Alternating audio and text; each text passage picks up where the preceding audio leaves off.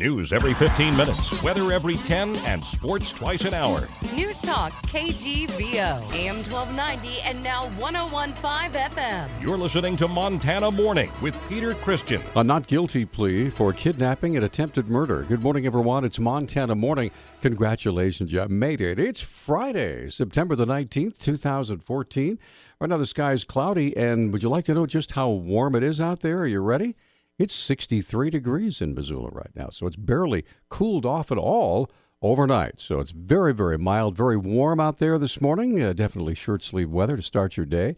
Our newscast this morning is sponsored by Kootenai Creek Village, the maintenance-free active adult community located in Stevensville. Give them a call today, 546-6930.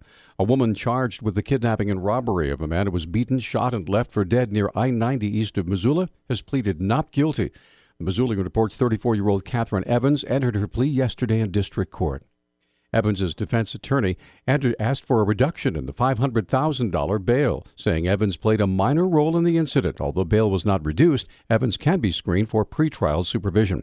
Evans' alleged accomplice, Troy Anthony Miller, has been charged with robbery and attempted deliberate homicide. In the July 16th shooting, he remains jailed on $500,000 bail.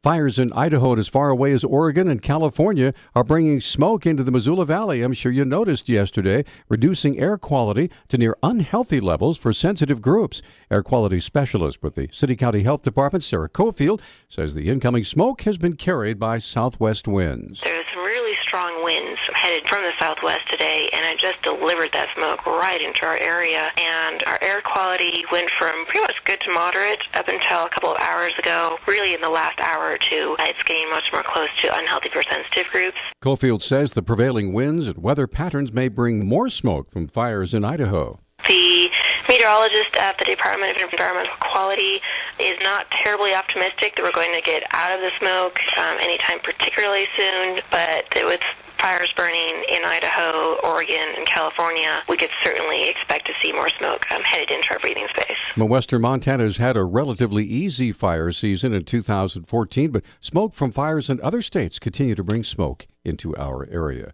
Montana's Board of Regents has approved a $1.4 billion budget for the university system, which includes 16 universities, colleges, and other institutions. The Billings Gazette reports the budget approved yesterday represents an increase of about $100 million, or 7%, in the system's budget over the 2014 fiscal year. The budget covers over 39,000 full-time students across the entire system, compared to 39,484 the previous year. That's a drop of 332 students. MSU had the largest budget at $536.9 million, a 10% increase over 2014. The University of Montana represents the second largest budget at $386.5 million. Wednesday's Missoula City Council meeting about the eminent domain lawsuit against Mountain Water focused on the Public Service Commission. Attorneys from the law firm of Boone Carlberg made the case the Public Service Commission had failed to properly regulate rate prices, and that the PSC had become too chummy or friendly with lobbyists from the Carlyle Group. Well, PSC Commissioner Bob Lake responded yesterday. He said he believes Wednesday's meeting was intended to divert the public's attention. To blame the commission on the run-up of costs, I find very offensive. And for them to make any type of a claim that we are not doing the job we're elected to do, and we are not dealing with total and open decision-making, is nothing more than the lawyers trying to divert the attention away from themselves and the fact that they got too much money spent.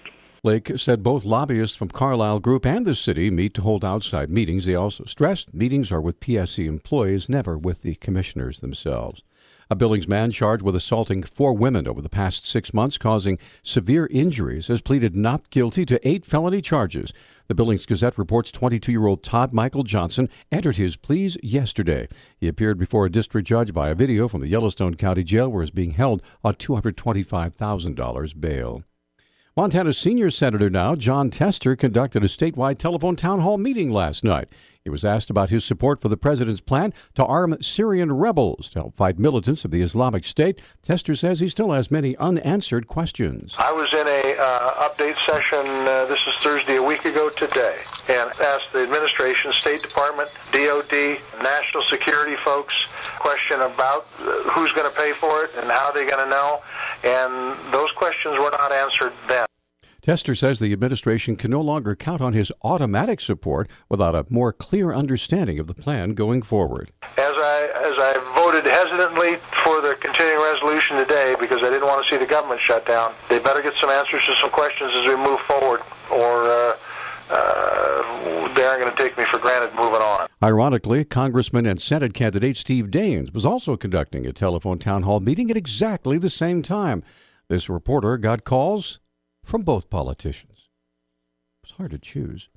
Montana wildlife officials have delayed a decision on a wolf management stamp after the proposal ran into resistance from hunters. The $20 stamps would be considered donations by non-hunters to help fund management of the animals.